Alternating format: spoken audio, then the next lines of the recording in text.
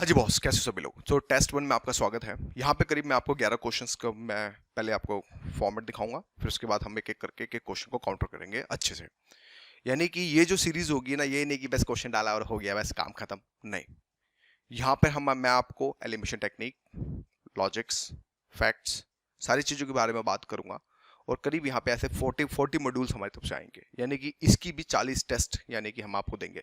मैं आपको 100 क्वेश्चन से अच्छा है कि मैं आपको वही क्वेश्चंस कराऊं कि जहां पे आपको भी इंटरेस्ट जागे। ये नहीं कि मैं डाल दूं दुनिया भर का कंटेंट और वो चीज़ का मजा नहीं। उसके लिए आप हमारी फ्यूचर में जो पॉलिटी की जो हमारी बुक आएगी एमसीक्यू की, वो आप अमेजोन, फ्लिपकार्ट या हमारी वेबसाइट aurodise.com से आप देख सकते हैं। वो आप देख सकते हैं। जैसे कि अभी इंग्लिश मीडियम में ही मॉडर्न हिस्ट्री की एमसीक्यू की बुक आ चुकी है, जिसमें करीब हमने 1200 प्लस क्वेश्चन डाले हैं। एशियन हिस्ट्री आ चुकी है, वर्ल्ड ज्योग्राफी या फिर फिजिकल ज्योग्राफी जिसको आप कहते हैं, उसकी भी जो किताब 3 किताब मैं अपनी तरफ से जो लॉन्च कर चुका हूँ। चौथे किताब इस पर काम चल रहा है। तो अब कहने का मतलब ये है कि जो 40 जो होंगे, यानी कि जो भी हम सेगमेंट्स में काम करेंगे, देखो यूपीएससी के अंदर जो 2 घंटे होते हैं जहां पे बंदा ऑन फ्लोर आके प्रेशर को टैकल करता है, वो सबसे इंपॉर्टेंट होते हैं। मैंने ऐसे ऐसे धुरंधर भी देखे हैं जिनसे कुछ भी पूछ लो, उनको वो लक्ष्मीकांत का इवन स्पेक्ट्रम का पेज नंबर भी बता देंगे कि बेटा ये टॉपिक यहाँ लिखा है। उनका भी नहीं होता। क्यों? प्रेशर नहीं टैकल कर पाते। भार ये नहीं कि वो भार इसलिए होते हैं कि उनके पास नॉलेज ज्यादा है, नहीं। अटेम्प्ट ज्यादा फेल आते हैं। जब फेल आते हैं खत्म, कहानी खत्म। तो मैक्सिमम लोगों का ध्यान रखिएगा, जो सिलेक्शन ना होने का रीजन नेगेटिव स्कोर होता है। तो यहां पर इसी सीरीज के थ्रू मैं आपको ये बताने की कोशिश करूंगा कि how to reduce your negative score. मैं ये नहीं कहता कि आप 0 कर लोगे, नहीं। नेगेटिव फिर भी होंगे, लेकिन जहां पहले 30 नेगेटिव होते थे, हो सकता है अगर आप इस पैटर्न को देखोगे तो मे बी आपके 7, 5 इसके रेंज में आपके नेगेटिव्स होंगे। तो कहीं ना कहीं सिलेक्शन होने के चांसेस बहुत ज्यादा हो जाएंगे। ये एक वन फिट साइज नहीं है। यहाँ पे हर एक क्वेश्चन के ऊपर अलग डायमेंशंस में हम बात करेंगे। ये क्वेश्चंस क्यों, क्या। जैसे आज टॉपिक जो टेस्ट है वो प्रेम्बल का टेस्ट है, प्रस्तावना बहुत इजी है, सबने पढ़ा के लक्ष्मीकांत पे है। लेकिन जब क्वेश्चन को घुमाया जाए, यहाँ पे उसी चीज को लेकर हम बात करेंगे। तो यहाँ पे पहले 11 क्वेश्चन मैं दिखाऊंगा आपको, पहले आप देखें, पॉज करके देखें। फिर उसके बाद हम आगे जो राउंड में, यानी कि नेक्स्ट राउंड में, यानी इसी में जो नेक्स्ट राउंड होगा, फिर उसमें एक एक क्वेश्चन को लेकर डिस्कस करेंगे। तो मैं यहाँ पढ़ूंगा नहीं, आपकी स्क्रीन के ऊपर है पूरा क्वेश्चन, ठीक है। आप इसको देखें, पॉज कर लें, फिर आगे बढ़ें, क्योंकि मेरे पास इतना टाइम नहीं है कि मैं आपके लिए वेट करूं, फालतू का टाइम वेस्ट करूं, नहीं। आप देखें, ये पहला क्वेश्चन है, ये आपका दूसरा क्वेश्चन है। आप पॉज करें, वीडियो को यूट्यूब पे है तो आप इसको पॉज कर सकते हैं। ये आपका तीसरा क्वेश्चन है, ये आपका चौथा क्वेश्चन है। इंग्लिश और हिंदी दोनों में हमने गूगल ट्रांसलेट मार रखा है। ये हमारा पांचवा क्वेश्चन है, ये हमारा छठा क्वेश्चन है, ये हमारा सातवां क्वेश्चन है, ये हमारा आठवां क्वेश्चन है, ये हमारा नौवां क्वेश्चन है, ये हमारा 10वां क्वेश्चन है,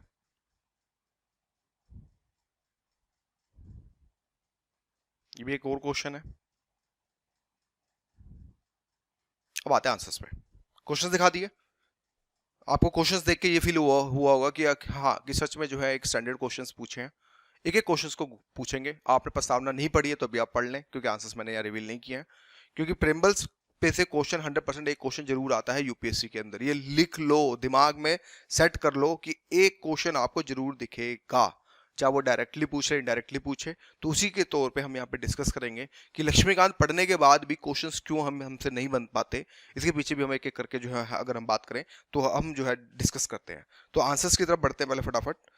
तो हमने, एक मिनट, ये क्वेश्चन था, ठीक है। पहले क्वेश्चन के ऊपर भागते हैं। क्वेश्चन ये था कि with reference to the preambles consider the following statement. तो देखो, जब भी दोस्तों इस तरह के, जब भी आप एमसीक्यू सॉल्व करो, देखो पैटर्न्स को समझना। आपने पैटर्न को समझना है कि जब भी इस तरह के क्वेश्चंस हो तो हमेशा कुछ चीजों को पहले ये देखो पहली स्टेटमेंट क्या था चेक करनी है आपने। There is some steps. MCQ को भी सॉल्व करते हुए आप चीजों को पहले देखो कि which of the above statement are correct. जो करेक्ट है पहले उस पर गोला लगा लो, ठीक है यार, करेक्ट पूछा है। क्योंकि यूपीएससी में ये होता है कि कहीं ना कहीं 100 क्वेश्चन पूछे जाते हैं तो 5 क्वेश्चन या 4 क्वेश्चन होते हैं इनकरेक्ट भी पूछे जाते हैं। वहां पे बच्चे गड़बड़ करते हैं। 4 क्वेश्चन का मतलब क्या हो गया? आपके 8 मार्क्स आ सकते थे, लेकिन आप गलत करके आए, आपने इनकरेक्ट नहीं देखा, और साथ में जो 4 क्वेश्चन गलत हुए उनकी नेगेटिव मार्किंग में तो भरोगे ना, तो यानी कुल मिला के आपके 5 क्वेश्चन प्लस क्वेश्चन 0.33 उसका भी लगेगा, तो आपके 5 क्वेश्चन तो गलत हुए, जो आपके सही में से वो 0.33 और माइनस हुए। इस वजह से कहानी खत्म हो जाती है। और एक एक क्वेश्चन के ऊपर यहाँ तो 0.0 से मतलब 0.1 से भी जो है कहानी खराब होती है। तो यहाँ पे ये बोलता है ठीक है, हमें ये पता चल गया पहला स्टेप ये हुआ करेक्ट देखना है। अब with the reference to the preamble, यानी कि हमें प्रिम्बल के बारे में बात करी गई है, समझ आ गया। 2 पॉइंट्स हमें दिख गए कि एक हमें प्रिम्बल के ऊपर बात करी गई है और एक हमें ये पता चलेगा करेक्ट पूछा गया। It is considered to be the key of the constitution. Question पढ़ो। इट इज द, ठीक है, it's considered to be the key of the constitution. दूसरा बोला है it can not be amended, it is a part of the constitution. अगर आपने चीजें पढ़ रखी हैं, अगर आपने लक्ष्मीकांत को अच्छे से पढ़ रखा बाय हॉट हार्टेड, अगर आप पढ़ेंगे, जब आप पढ़ेंगे तो इसमें आपको यह देखने को मिलेगा कि आपके साथ जो 2 चीजें होंगी, देखो हमें यह पता चल जाएगा यार it can not be amended, ये स्टेटमेंट गलत है। तो जब ये स्टेटमेंट गलत हुई, हम ये हटाओ, अभी हम इसकी और इसकी बात ही नहीं कर रहे। अगर मैं लेके चलूं कि it can not be amended, यानी कि इसमें संशोधन नहीं किया जा सकता, तो ये स्टेटमेंट अगर आपको भी पता चल जाएगी, जब आपने स्टेट्स पढ़ेंगे बेरूबारी, जब आपका केशवानंद भारती वाला केस जब आपको याद रहेगा, तो आपको ऑटोमेटिक पता चल जाएगा कि भाई ये स्टेटमेंट गलत है। तो जहां 2-2 है पहले उसको काट लो, यहां कट गया, यहां कट गया, और एक ये कट गया, डायरेक्ट आपका आंसर ये आ गया। ये इजी पैटर्न है। अब ये मत सोचो 2022 के हिसाब से नहीं पूछ रहे हो, पेशेंस रखो भी। स्टार्टिंग में हम चीजों को जो है अगर हम बात करें तो हम लेके चलेंगे। तो आपको यहां पे ये पता चला कि आपको सिर्फ एक ही स्टेटमेंट पता है। अगर आपको ये पता है कि it can not be amended, अगर आपको ये चीज पता है, आपने ये पता चलेगा यार मुझे ये पता है कि ये स्टेटमेंट गलत है, आपने जैसे आपने 2 को एलिमिनेट किया, ठीक है, 2 ये कट गया, ये कट गया, चाहे आपको ये पता हो चाहे आपको ये पता ना हो, कोई दिक्कत नहीं। इस ट्रिक को हम कहते हैं एलिमिनेशन टेक्निक। ट्रिक या फिर बोले कॉमन सेंस, बोले कॉमन सेंस तो नहीं, इसको हम बोलते हैं एलिमिनेशन टेक्निक। कि मैंने आपको एलिमिनेशन के थ्रू ये दिखाया कि आपको सिर्फ एक के बारे में नहीं पता और आपको डायरेक्ट आंसर। हालांकि सही क्वेश्चंस नहीं आ रहे हैं अभी यूपीएससी में, बहुत कम पूछे जा रहे हैं, लेकिन एलिमिनेशन टेक्निक आपने ऐसे ही फॉलो करनी है, ठीक है। जब भी आप एमसीक्यू, इवन आप किसी का भी जब टेस्ट सीरीज जब पथोला लेके आएंगे, चाहे विजन का, इनसाइट का, आईएएस बाबा, जिसका भी, ठीक है, तो इन चीजों को आपने ऐसे ही टैकल करना है। स्टार्टिंग में घड़ी नहीं देखनी है। जब भी आप क्वेश्चन सॉल्व करें, सेक्शनल एमसीक्यू लगाएं तो घड़ी मत देखें। जब आप फुल मॉक टेस्ट लगाएं तो घड़ी देखें, ज्यादा बेस्ट है। लेकिन अभी घड़ी के हिसाब से नहीं, सिर्फ ये है कि आपका ये क्वेश्चन जो, क्योंकि यहाँ पे कंसेप्ट पूछा गया है, तो हमें ये पता चल गया कि भाई इसमें अमेंडमेंट किया जा सकता है, ठीक है। ये भी पता चल गया हमें कि इस द पार्ट ऑफ कॉन्स्टिट्यूशन है, और ये भी पता चल गया कि the key of the considered as the key of the constitution हमारे बारे में जो है पूछा गया है, ठीक। ये हिंदी में है, अब इसको देख लीजिएगा। यानी कि हमें ये पता चल गया स्टेटमेंट 2 ये मैंने लिख रखा है, जो भी थोड़ा बहुत है देख लीजिएगा। चलो सेकंड, पहले तो था एलिमिनेशन टेक्निक कि ठीक है एलिमिनेशन लगाया, चीजें हो गई। दूसरी स्टेटमेंट में क्या, दूसरी स्टेटमेंट में ये आपका कंसेप्चुअल पूछा जा रहा है। कंसेप्चुअल का मतलब ये हो गया कि इस तरह के जो क्वेश्चंस होते हैं, देखो जब भी आपको ए बी सी डी आ जाए, ध्यान रखिएगा सबसे टफ क्वेश्चन होते हैं ये। सच में लोग बोलेंगे हैं कैसे, क्योंकि यहां एलिमिनेशन टेक्निक काम ही नहीं करती। यहां से आपको कॉमन सेंस यूज करना है, और आपके कंसेप्ट्स अगर जितने क्लियर होंगे तभी आप कर पाएंगे। यानी कि यहां पर कंसेप्ट्स क्लियर होने का बहुत इंपॉर्टेंट रोल रखता है। तो यहां पर एलिमिनेशन नहीं, कोई सेंस नहीं, यहां पर कंसेप्ट्स क्लियर होंगे जब भी चीजें होंगी। तो क्वेश्चन क्या कहता है, which of the following statement is correct, यानी कि हमें क्या पूछना है, करेक्ट, क्योंकि कभी कभी इनकरेक्ट भी पूछता है। स्टेटमेंट को हाईलाइट कर लिया कि ठीक है करेक्ट पूछा है। Related to the value mention in the constitutions, यानी कि क्या किसके बारे में बात करेगी, values mention in the constitution. यानी कि हमें अब जो है करेक्ट पूछा गया है, लेकिन हमें वैल्यू के बारे में अगर हम बात करें तो मूल्यों के बारे में जो हमें यहाँ पे अगर बोले तो हमें जो है बात यहाँ पर जो है करी गई है। तो इस कंडीशन के अंदर अगर हम देखें तो वो बोलता है equality of the status is mention in the preamble of the constitution of India. हो सकता है भाई, अगर हम बात करें तो भारत के संविधान की प्रस्तावना में स्थिति की समानता का स्पष्ट रूप से उल्लेख किया गया है, हाँ है। सेकेंड क्या कहता है कि भारत के संविधान की प्रस्तावना में अफसर की समानता का स्पष्ट रूप से उल्लेख नहीं किया गया है। तीसरा कहता है मूल प्रस्ताव में प्रस्तावना में समाज के समाजवादी पैटर्न शब्द को एक लक्ष्य के रूप में अपनाया गया था। भारत के संविधान की प्रस्तावना में बंधुत्व का उल्लेख नहीं किया गया है। तो मैंने क्या बोला, ये हल्का क्वेश्चन नहीं है। यहां से आपको देखो, जब भी ऐसे क्वेश्चन आए आप डायरेक्ट कभी भी राइट के पीछे मत भागो, कभी भी राइट क्वेश्चन के पीछे कभी मत भागना। यहां आपने हमेशा वो स्टेटमेंट पहले एलिमिनेट करना स्टार्ट करो। यहां पे अब लगेगा हल्का सा एलिमिनेशन कि आप रॉन्ग को पहले कट करो। अगर आपको ये समझ आ गया कि यार स्टेटमेंट गलत हो रही है, तो आप आंसर तक पहुंच जाओगे। कैसे पहुंचोगे इस चीज को समझे, और ध्यान रखिएगा सबसे ज्यादा टाइम कंज्यूमिंग आंसर क्वेश्चंस भी यही होते हैं, क्योंकि यहां आपके टेस्ट किया जा रहा है कॉमन सेंस को, आपके कंसेप्ट्स को, कि आपके कंसेप्ट्स कितने क्लियर हैं कितने नहीं है, और आपका कॉमन सेंस कितना लगता है, उस चीज को यहां पर जो है टेस्ट किया जा रहा है। जैसे अगर हम नीचे से स्टार्ट करें, भारत के संविधान, ठीक है, वो बोलता है कि fertility has not been mentioned in the preamble of the Constitution of India, यानी कि भारत के संविधान की प्रस्तावना में बंधुत्व का उल्लेख जो यहाँ पे नहीं किया गया है। बंधुत्व भाई क्यों नहीं किया गया? किया गया। अगर आपने चीजें याद हैं, मैंने क्या बोला, बेसिक कंसेप्ट्स, अगर आपको चीजें याद है तो आपको ये पता चल जाएगा कि भाई इसमें तो किया गया है। तो यानी कि हमें ये पता चल गया कि ये स्टेटमेंट हमारी जो है नहीं होगी। 3 बचे, चलो यानी कि 33 25% हुआ, 25 हुआ। जैसे आपने काटा 33 हो गया, 33 यानी कि अब आपकी जो विन पर जो प्रोबेबिलिटी है वो आपकी 33% है। चलो, मूल प्रस्तावना में समाज के समाजवादी पैटर्न शब्द को एक लक्ष्य के रूप में अपनाया गया। अगर आपको यह पता चल जाए कि जो socialist pattern of the society जो पूछा गया था, the term socialist pattern of society was adopted as a goal in the original. अब देखो यहां पे एक वर्ड को पकड़ो, यहां पर ओरिजिनल शब्द को पकड़ो। अगर ओरिजिनल वर्ड नहीं हो तो स्टेटमेंट ठीक लगेगी आपको, लेकिन अगर आप यहां देखें तो यहां पे आपको यह देखने का मूल प्रस्तावना, इस वर्ड को अगर आप हिंदी में पकड़ें तो आपको यह पता चलेगा कि यार ओरिजिनल में तो था ही नहीं, अमेंडमेंट के बाद जोड़ा गया है। वो तो 3 वर्ड जो जोड़े गए हैं, अखंडता, समाजवादी और जो भी है, तो यहां पे आपको यह पता चलेगा कि यार ये भी नहीं होगा। मैंने क्या बोला, यहां पे अब आपके बेसिक्स को टेस्ट किया जा रहा है कि आपको चीजें याद है नहीं है, रेक्टिफिकेशन है नहीं है, कितना आपने चीजों को समझा, यहां पर उस चीज को जो है देखा जा रहा है। फिर तीसरा, भारत के संविधान की प्रस्तावना में अवसर की समानता का स्पष्ट रूप से उल्लेख नहीं किया गया। मान लो आपको नहीं पता, मान लो ये क्वेश्चन नहीं पता ही नहीं है यार सही लग रहा गलत लग रहा पता ही नहीं चल रहा, हमें क्या पता। तो इस कंडीशन में आप ये नहीं देख रहे हो कि यहां पर कॉन्स्टिट्यूशन में तो एक तो इसने क्या पूछा है, मूल्यों के बारे में पूछा है, कथन कौन सा सही है, और ऊपर से जो ये स्टेटमेंट नेगेटिव आ रही है, ये स्टेटमेंट एक तरह से नेगेटिव हो रही है। अब इस चीज को समझो कि भाई समानता के रूप में यार कि नेगेटिव स्टेटमेंट, यार every country should respect equality, ठीक है, लेकिन यहां पर क्या हो रहा है, यहां पर अगर आप देखें इक्वल जो अपॉर्चुनिटी को बारे में बात करें तो उसको नेगेटिव रूप में दिखा रहा, तो ये भी नहीं होगा। बस, तो ये आपका आंसर सही है। आपको पता चल गया ये नहीं है, ये नहीं है, ये नहीं है, तो 4 में से 1 सही होगा। तो उस कंडीशन में ये पता चला कि भारत के संविधान की प्रस्तावना की में स्थिति की समानता का स्पष्ट रूप से उल्लेख किया गया है। चाहे आपको पता हो ना हो, लेकिन आप अपने बेसिक कंसेप्ट्स, लॉजिक्स के साथ और कॉमन सेंस के साथ आप जो है इन चीजों को आप काउंटर कर रहे हैं, ठीक है। तो इसका आंसर ध्यान रखिएगा दोस्तों, ए है, ठीक है। नेक्स्ट चलते हैं। हाँ इसको आप पढ़ लीजिएगा। चले, क्वेश्चन है दोस्तों, विच of the following words of the preamble describe the nature of Indian state.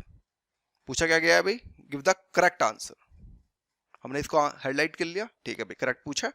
अब ये पूछा गया विच of the following words of the preamble describe the nature of Indian state, sovereign, secular, liberty, democratic और fertility. यानी कि 4 option है भाई, यानी कि हमें यह पता चल गया कि इसमें इसकी हिंदी मीनिंग क्या है। इसकी हिंदी मीनिंग यह है कि प्रस्तावना में निम्नलिखित में कौन सा शब्द भारतीय राज्य की प्रकृति का वर्णन करता है। कूट का प्रयोग, सही उत्तर चुनना है, यानी कि संप्रभु, धर्मनिरपेक्ष, स्वतंत्रता, लोकतांत्रिक, बंधुत्व। आपको पता है ये क्वेश्चन कंसेप्चुअल है, इसको हम बोलते हैं कंसेप्चुअल क्वेश्चन। कंसेप्चुअल समझते हो, जहां आपने लक्ष्मीकांत को पढ़ रखा है और अच्छे से आपने लक्ष्मीकांत को समझ रखा है। अगर आपने क्वेश्चन नहीं समझ रखा तो नहीं कर पाओगे। यानी कि पछताना, रट्टा मार लिया, एसएससी वाले कूद पड़े हैं यूपीएससी देने, घंटा नहीं पता, चीजें याद है लेकिन कंसेप्चुअली है। यहां पर अब यूपीएससी असेसमेंट काम करता है कि क्या पूछा जा रहा है। सोचो, हम एक एक करके स्टार्ट करते हैं। आप पहले कॉमन वर्ड को पकड़ो, सेकुलर, या हटाओ, लिबर्टी प्योरिटी बाद में बात करेंगे।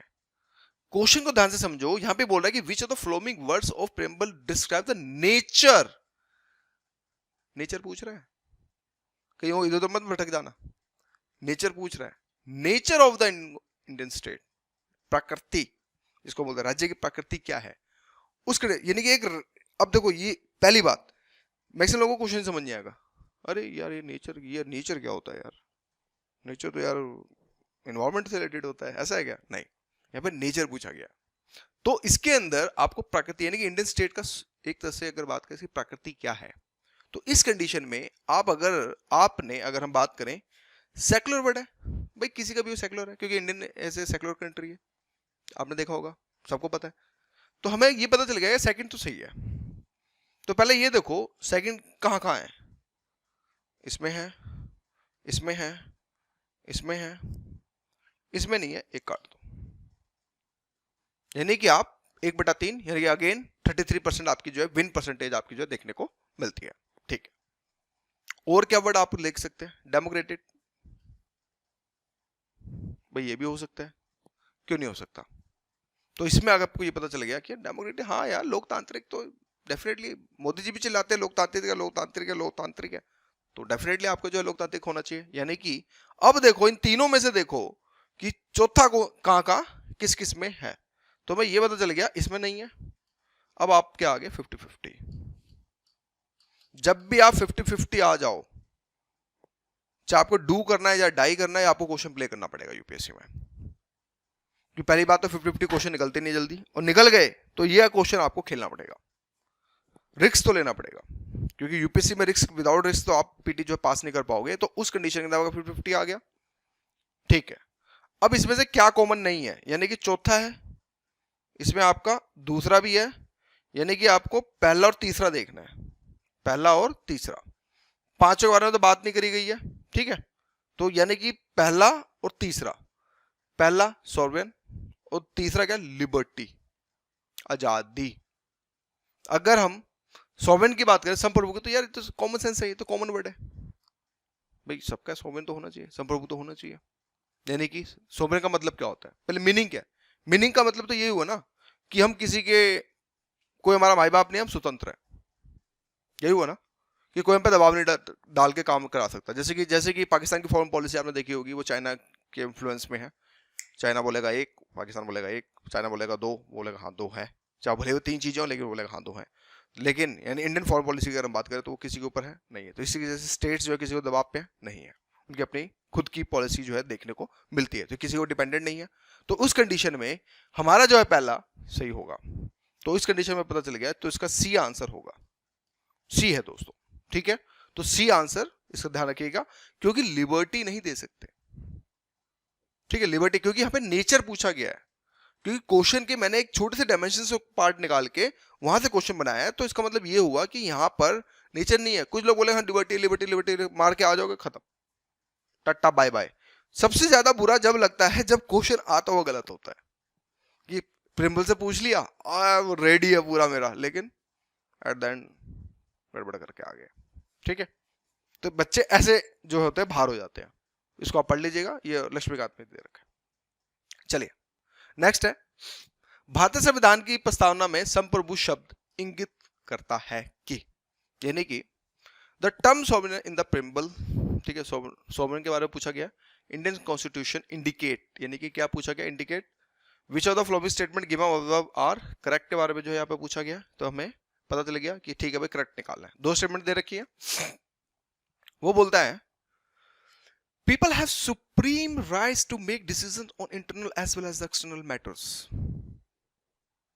बड़ी बात बोली भाई, no external power can dictate the government of India। क्या कहते हो, सोचो। यानी कि अगर हम हिंदी में देखें इसको, तो हमें ये पता चलता है कि लोगों को आंतरिक और बाहरी मामलों में निर्णय लेने का सर्वोच्च अधिकार है। लोगों को कोई भी बाहरी शक्ति भारत सरकार को हुक्म नहीं दे सकती। कैसा लग रहा है स्टेटमेंट? अच्छे लग रहे हैं ना क्वेश्चंस? ठीक, थैंक यू। सोचो, पहले हम सेकंड से बात करते हैं। कोई भी बाहरी शक्ति भारत सरकार को हुक्म नहीं दे सकती। भारी शक्ति, भारी हो गया वर्ड, मैंने कि एक्सटर्नल कोई भी शक्ति मतलब हुक्म नहीं दे सकती। सही बात है, इंडियन फॉरेन पॉलिसी हमारी इंडिपेंडेंट है, तो हमें पता चल गया ये सही है। तो जब ये सही है तो ओनली वन तो होगा नहीं, और ना ही ये होगा, तो यानी कि डायरेक्ट अब आप आ गए 50-50 पे। यानी कि एक स्टेटमेंट आपने करी तो आप 50-50 पे आ गए। तो उस कंडीशन में क्या, अब आपको पहला देखना है। तो जब भी ऐसे क्वेश्चंस हो तो आप इसको एलिमिनेट करो। तो यही पता चल गया कि लोगों को आंतरिक और बाहरी मामलों पर निर्णय लेने का सर्वोच्च अधिकार है। क्या हमारा कॉन्स्टिट्यूशन किसी के ऊपर जिम्मेवार मतलब पैदा करता है? यानी कि अगर आप देखें तो आपको ये चीजें जो है लाइक समझ आ जाएंगी। तो इसमें ये पता चलेगा कि लोगों को आंतरिक और बाहरी मामलों में जो है निर्णय लेने का अधिकार ऑफ कोर्स है। तो इस कंडीशन में ये भी ठीक हो जाएगा, तो इसका आंसर सी होगा। चल नेक्स्ट चलते हैं। पांचवा जल्दी करते हैं भाई, वीडियो लंबी हो रही है। ठीक है, which of the following statement about the preamble is the like preamble of the Indian constitution is are correct? Correct के बारे में पूछा है, ठीक है। तो हमें ये पता चल गया है कि which of the following statement about the preamble of the Indian constitution are जो है correct. It's provide for the nature of the Indian states, it is the source of the power to the legislature और select the correct answer using the code. यानी कि भारतीय संविधान की प्रस्तावना के बारे में निम्नलिखित में कौन से कथन सही है? ये भारतीय राज्य की प्रकृति के बारे में बताता है और ये विधायिका की शक्ति का एक तरह से स्रोत है। यहां पर अब आपकी नॉलेज का जो टेस्ट किया जा रहा है, जो ये आंसर है दोस्तों आपका, यहां पर ध्यान रखिए आपकी नॉलेज को जो टेस्ट किया जा रहा है। प्रेम्बल की अगर आपने डेप्थ के अंदर पढ़ा है तो ध्यान से समझना। पहले अगर मैं सेकंड स्टेटमेंट उठाऊं कि ये विधायिका के लिए शक्ति का स्रोत है, क्या स्टेटमेंट ठीक है? सोचो, it is a source of power to the legislature. Legislature का सोर्स है प्रेम्बल। भाई एफआर सुना है, डीपीएस भी सुना है, प्रेम्बल कहां से? ठीक है, ये एक हमारा इंटीग्रेटेड है, लेकिन सोर्स कहां है? देखो कितना डेप्थ पूछ रहा हूं। तो ये आंसर नहीं है, ये रॉन्ग स्टेटमेंट है। सोर्स जो है यहां पर नहीं है, तो इस चीज का यानी कि ये पता चल गया कि ये तो नहीं है। तो यानी कि जब दो नहीं है तो ये नहीं होगा, ठीक है, और आपका ये नहीं होगा। यानी कि अब ये हो सकता है या फिर ये हो सकता है। ये भारतीय राज्य की प्रकृति के बारे में बताता है। भाई भारतीय राज्य की प्रकृति के बारे में बताता, प्रस्तावना क्या फिर नीचे के बारे में बताता है, we are the people of India. तो यस इसका आंसर है, तो इसका आंसर है यानी कि 1 आ गया। नेक्स्ट चलते हैं, इसको आप पढ़ लीजिएगा, ठीक है। Which of the following terms is not embedded in the preambles of the Constitution of India as is one of the objectives? Equality of status, equality of growth, equality of opportunity, all of the above is mentioned. यानी कि निम्नलिखित में कौन सा शब्द भारत के संविधान की प्रस्तावना में इसके उद्देश्यों में से किसी एक रूप में जो है शामिल नहीं है? अब यहां पर जो है नॉट पूछा जा रहा है, यानी कि स्थिति की समानता, विकास की समानता, अवसर की समानता और उपरोक्त सभी का उल्लेख जो है किया गया है। सोचो कौन सा हो सकता है भाई?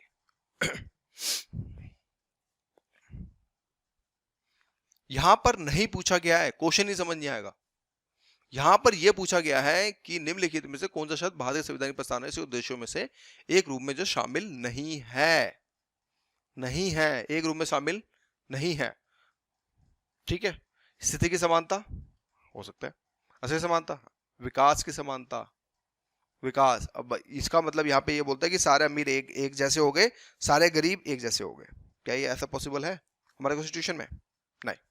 तो ये चीज ध्यान रखिएगा कि इसमें जो है ये चीज नहीं है, तो यानी कि इसका आंसर बी है। नेक्स्ट चलते हैं। नेक्स्ट में ये पता चला, ठीक है, देख लीजिएगा।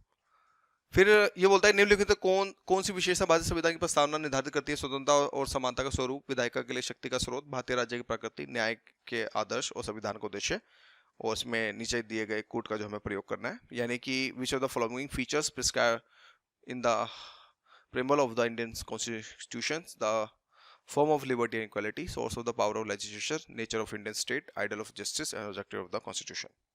क्वेश्चन बहुत इंपॉर्टेंट है ये क्वेश्चन दोस्तों, सच में जो है बहुत इंपॉर्टेंट है, ध्यान रखिएगा। तो अब इस चीज को जो है समझने की जो कोशिश करते हैं फटाफट। देखो वो कहता है कि निम्नलिखित में से कौन सी विशेषता भारतीय संविधान की प्रस्तावना में निर्धारित है, यानी कि प्रस्तावना में निर्धारित है, यानी कि फीचर, ठीक है। और यहाँ क्या पूछा है, करेक्ट आंसर के बारे में पूछा है। दो आपने हेडलाइन कर ली, इसका मतलब ये हुआ स्वतंत्रता और समानता का स्वरूप, हाँ इसके बारे में मेंशन है। विधायिका के लिए शक्ति का स्रोत नहीं है। अगर आपने सेकंड को भी एलिमिनेट कर दिया तो जहां जहां सेकंड है ठीक है, अगर आप देखें एक ये नहीं हो सकता, एक ये नहीं हो सकता, लेकिन अब इनमें कॉमन क्या है, 134 134, पांचों को पकड़ते हैं। संविधान का उद्देश्य भाई है, लिखा हुआ है, मेंशन है, तो ये आपका जो है इसका आंसर सी हो जाएगा। ठीक है, चलो नेक्स्ट चलते हैं। सी है ना, हाँ सी है। चलिए आठवां ये पढ़ लीजिएगा, ठीक है। ये फैक्ट है, फैक्ट से रिलेटेड और तो कुछ खास नहीं। भारतीय संविधान सबसे पहले प्रस्तावना के साथ शुरू हुआ। भारतीय संविधान की प्रस्तावना उद्देश्य संकल्प पर आधारित, जिसे मोतीलाल नेहरू द्वारा पेश किया गया था, और प्रस्तावना के संविधान के अधिकार के जो स्रोत का जो है पता चलता है। देखो ये जो क्वेश्चन है दोस्तों, ये क्वेश्चन आपका जो फैक्चुअल है। फैक्चुअल का मतलब ये समझ आया कि अगर आपको फैक्ट्स याद हैं तो चीजें होंगी, और अगर आपको फैक्ट्स याद नहीं है तो आपको जो चीजें अगर बात करें तो चीजें बिल्कुल भी नहीं होंगी। तो इसका आंसर ध्यान रखिएगा, यहाँ पर मोतीलाल नहीं, यहाँ पे जवाहरलाल नेहरू था। ठीक है, तो ये स्टेटमेंट गलत हो जाएगी। तो जब सेकंड गलत, सेकंड को पहले काट दो, ये आ गया, यानी 1 और 3 में आप फंस गए। ये भारतीय संविधान सबसे पहले प्रस्तावना के साथ शुरू हुआ, ये स्टेटमेंट ही गलत है, तो इसका मतलब ये भी कट जाएगा। तो इसका मतलब आंसर आपका थर्ड आ जाएगा। नेक्स्ट चलते हैं, ठीक है। कंसिडर द, ठीक है, इसका आंसर ये तो फैक्ट है, इसके बारे में कुछ नहीं बोलेंगे, तो इसका आंसर ध्यान रखिएगा, इसका आंसर 1 और 3, ये भारतीय जीवन निगम वाला नहीं है। ठीक है, हाँ सी है। नेक्स्ट चलते हैं, ठीक है। ये देख लीजिएगा, विचार, अभिव्यक्ति, आस्था, पूजा, स्थिति, क्योंकि टाइम ज्यादा हो रहा है भाई। ठीक है, नेक्स्ट लास्ट है ये। ठीक है, तो मैंने करा दिए। ठीक है, तो ये आपका छोटा सा टेस्ट था, तो आप मुझे बताइएगा कि कितने आपके सही हैं और कितने आपके सही नहीं है। तो आज की वीडियो लेते हैं, thank you for watching my video.